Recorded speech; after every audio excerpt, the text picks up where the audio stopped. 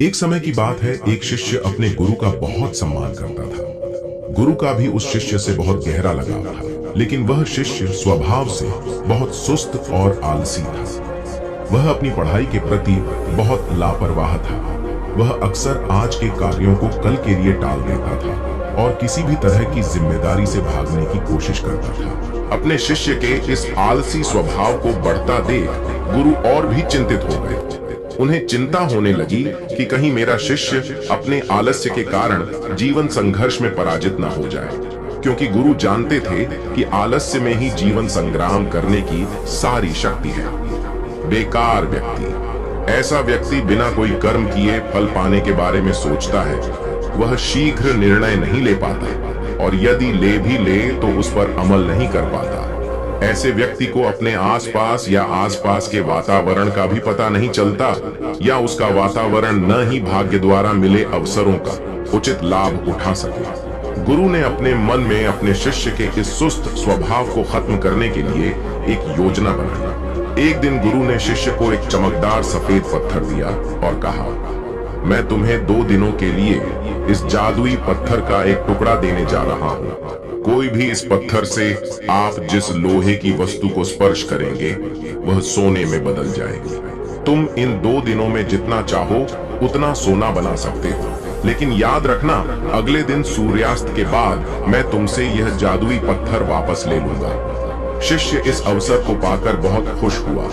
उसका पहला दिन कल्पना करता है कि जब उसके पास बहुत सारा सोना होगा तो उसका जीवन कितना अच्छा होगा। वह कितना खुश, प्रसन्न, समृद्ध और संतुष्ट होगा। उसके पास इतने नौकर चाकर होंगे कि उसे पानी पीने के लिए भी नहीं उठाना पड़ेगा।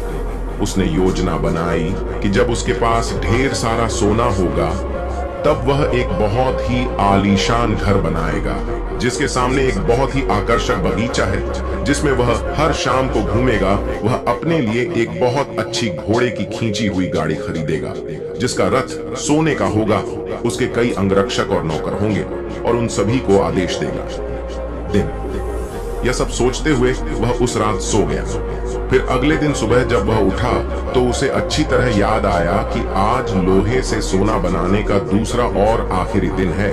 उसने अपने मन में पूरे निश्चय के साथ संकल्प लिया कि आज वह गुरुजी द्वारा दिए गए जादुई पत्थर का लाभ अवश्य उठाएगा। उसने निश्चय किया कि वह बाजार जाएगा और वहां से लोहे की बड़ी बड़ी वस्तुएं खरीदेगा और उन्हें सोने में बदल देगा। दिन बीत गया, पर वह सोचता रहा कि अभी तो बहुत समय है, कभी भी बाजार जाकर सामान ले आऊंगा। यह सोचकर दोपहर हो गई, इसलिए उसने निश्चय किया कि दोपहर का भोजन करने के बाद वह सामान लेने निकलेगा। लेकिन खाने के बाद उसे आराम करने की आदत थी और उठकर मेहनत करने के बजाय उसने आराम करना उचित समझा। थोड़ी देर, लेकिन सुस्ती से भरा उसका शरीर जल्द ही गहरी नींद में खो गया था और जब वह उठा तो सूर्यास्त के करीब था। अब वह तेजी से बाजार की ओर भागा, लेकिन रास्ते में उसे गुरुजी मिले। गुरुजी को आते देख वह सहम गया। जैसे ही गुरुजी उसके पास पहुंचे, वह उनके चरणों में गिर पड़ा और गिड़गिड़ाते हुए उस जादुई पत्थर को अपने पास रखने की याचना करता रहा। एक और दिन, लेकिन गुरुजी नहीं माने और उस शिष्य का अमीर बनने का सपना चकनाचूर हो गया। लेकिन इस घटना से शिष्य को एक बड़ी सीख मिली। उन्हें अपने आलस्य पर पछतावा होने लगा। उन्होंने समझा कि आलस्य उनके जीवन के लिए एक अभिशाप है और उन्होंने प्रण किया कि अब वे अपने काम से कभी हार नहीं मानेंगे और अपने आप को एक मेहनती, सतर्क और सक्रिय व्यक्ति दिखाएंगे। दोस्तों, काम को टालना एक आदत है और ये आदत हम खुद बनाते हैं। आदत एक धागे की तरह होती है जिसका एक आवरण आसानी से टूट जाता है, लेकिन अगर एक ही धागे को कई बार लपेटा जाए तो उसे तोड़ना मुश्किल हो जाता है। हाँ, इसी तरह किसी बुरी आदत को शुरुआत में बदलना आसान होता है, लेकिन महीनों या सालों बाद उसे बदलना बहुत मुश्किल हो जाता है। फिर अगर आप अपनी आदतों को बदलना चाहते हैं तो आपको लंबे समय तक प्रयास करना होगा। समय पूरे धैर्य के साथ मनुष्य अपनी आदतों का गुलाम है। हमारी आदतें हमें बनाती और बिगाड़ती हैं। हमारी आदतें कितनी शक्तिशाली हैं और वे हमें कैसे नियंत्रित करते हैं।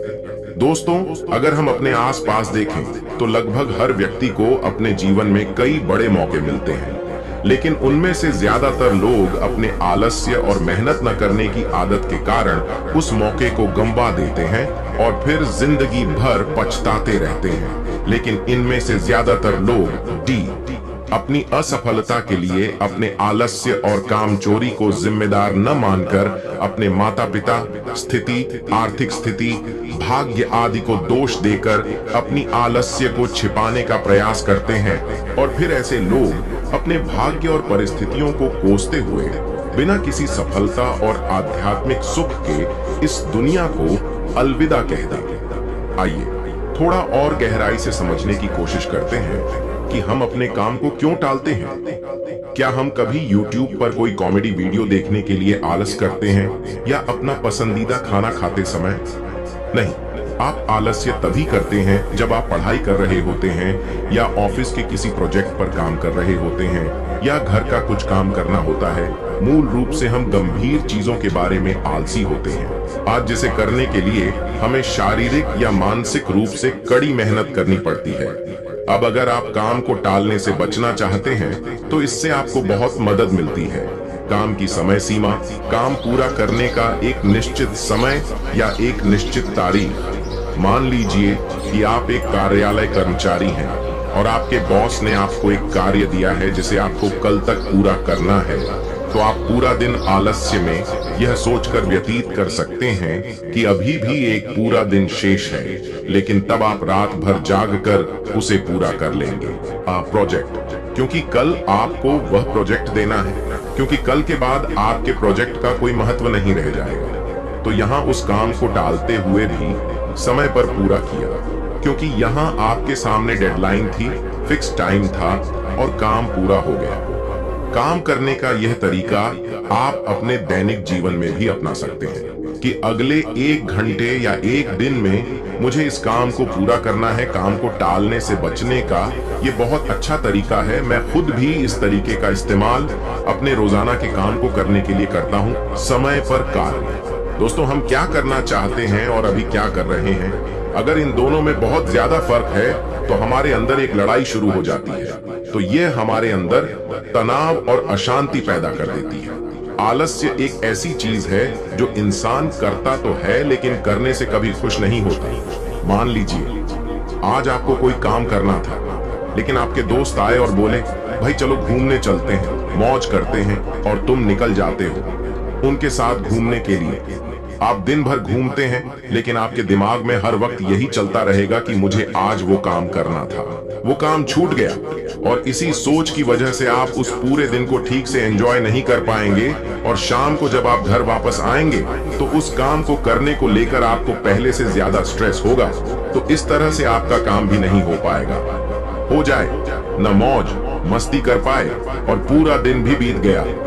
यहाँ तो अच्छा होता, यहीं अच्छा होता, आलस न करते तो पहले अपना काम करते और फिर बाद में घूमने चले जाते, तो जरूर तुम अधिक आनंद ले सकते हैं और तनाव मुक्त रह सकते हैं। एक बात और गौर करने वाली है कि काम को टालने से हमें ग्लानि होती है। जब काम टालने से हमें खुशी नहीं मिलती तो काम क्यों टालते हैं? इसके पीछे 5 बड़े कारण हैं। पहले तो आपको जो काम करना है और उस काम का जो फल आपको मिलेगा, अगर उस काम का फल मिलने की संभावना बहुत कम है तो आप उस काम को टालने की कोशिश करेंगे, क्योंकि आप में उस काम को करने की प्रेरणा कम हो जाती है। दूसरा, कोई ऐसा काम जो आपकी आवश्यकताओं के अनुरूप न हो या आपको वह काम करना अच्छा न लगे तो आप उस काम को टालते चले जाएंगे। तीसरा कारण, यदि यह आपके लिए आवश्यक नहीं है या करने का कोई बड़ा कारण नहीं है तो आप उस कार्य को टालते रहेंगे। चौथा, यदि हमें किसी काम को तुरंत करने का लाभ मिल जाए तो हम उस काम को करने से ज्यादा उस काम को करने के लिए उत्साहित होंगे जिसका हमें काफी समय बाद लाभ मिले, और फिर हम ऐसी चीजों से बचने की कोशिश करते हैं। पांचवा, असफलता का डर। अगर किसी काम में हमारे असफल होने की संभावना अधिक है तब भी हम उस काम को टालने की कोशिश करते हैं। अब सवाल उठता है कि काम टालने की इस आदत से कैसे बचा जाए। देखिए, अगर किसी काम को करने में ये 4 चीजें आपको मिल रही हैं तो आप हर हाल में वह काम करेंगे। पहला, मनचाहा परिणाम। दूसरा, आपके पास उस काम में सफल होने के पूरे चांस हैं। तीसरा, जो अभी लाभ मिल रहा है, काम करने के बाद आपको अधिक लाभ मिलना शुरू हो जाएगा। और चौथा, जब काम का फल तुरंत मिल जाए या काम खत्म होते ही आपको फायदा हो जाए। अब बात करते हैं उपाय की। काम को टालने की आदत से कैसे बचें? तो इसके लिए आप पहले एक पेन और पेपर लें और खुद से पूछें और लिखें कि मैं काम क्यों टाल रहा हूं। ऐसा करने से आपको काम टालने का कारण पता चल जाएगा और कारण पता चलते ही आपकी आधी समस्या यहीं खत्म हो जाएगी। उदाहरण के लिए, यदि आप एक कार्यालय कर्मचारी हैं और आप काम को टाल रहे हैं क्योंकि आपके पास अपने काम के लिए प्रेरणा नहीं है, तो आपको यह पसंद नहीं है, या आप सोचते हैं कि मैं इतना बड़ा काम क्या कर रहा हूं, मेरे बिना काम के भी कंपनी का काम चल रहा है, तो कागज पर लिखो कि नौकरी से निकाल दिया। तो यदि आप बेरोजगार हो जाते हैं तो क्या होता है? आपको कितनी परेशानियों का सामना करना पड़ेगा। यदि आप एक छात्र हैं और सिर्फ इसलिए पढ़ाई टालते रहते हैं क्योंकि आप जानते हैं कि आप पहली रैंक प्राप्त नहीं कर सकते, तो आप पढ़ाई में बहुत अच्छा नहीं कर सकते। फिर कुछ काम करो जिसमें तुम हो, आपको विश्वास है कि आप बहुत अच्छा कर सकते हैं, उसमें अपना नाम बना सकते हैं। अगर आप किसी बड़ी परीक्षा की तैयारी कर रहे हैं और आपका इनाम 1-2 साल बाद आने वाला है, तो अपने काम को छोटे छोटे चरणों में बांट लें और हर कदम को पूरा करने के बाद खुद को इनाम दें। इससे आप अपने काम के प्रति लगातार प्रेरित हो पाएंगे।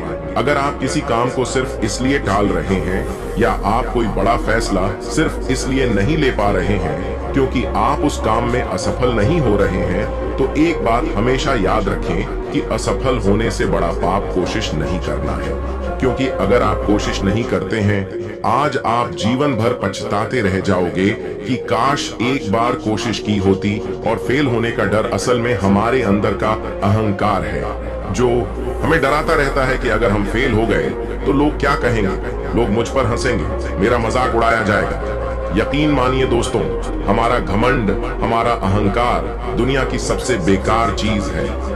कोशिश करने के बाद असफल होने पर आपको अल्पावधि में पछतावा हो सकता है, लेकिन असफल होने के डर से प्रयास न करना आपको लंबे समय में बहुत पश्चाताप और आत्मघृणा से भर देगा। इसलिए असफल होने से डरो मत, कोशिश करो।